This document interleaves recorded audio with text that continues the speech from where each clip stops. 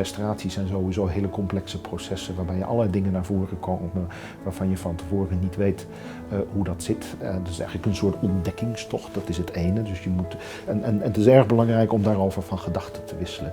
Ook al omdat er soms beslissingen genomen moeten worden die soms onherroepelijk zijn.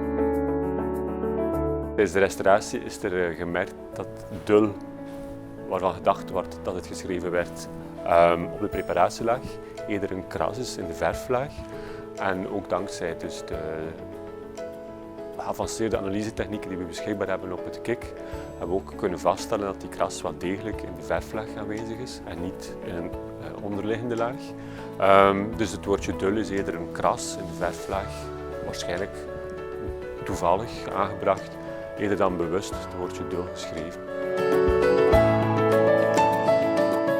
Le ciel aussi, il y a des surpins qui existaient. On voyait un ciel qui était tout à fait rouge et en fait il est beaucoup plus nuancé. Il y a ça va du jaune au rouge au vert. Il y a comme une espèce de aura vert-bleu dans le fond du paysage. Ceci, on a pu le voir grâce à la macro XRF. Et enfin, une troisième découverte, c'est la signature et la date. Donc on savait que ce tableau était signé et daté, mais on avait toujours pensé que c'était 1561. Il y avait pas mal de retouches, c'était assez sale et c'était assez difficile à lire.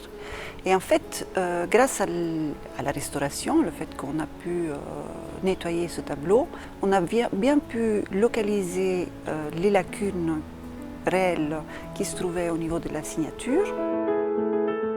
La restauration, c'est un travail où il faut être quand même assez humble, c'est-à-dire c'est l'artiste avant tout.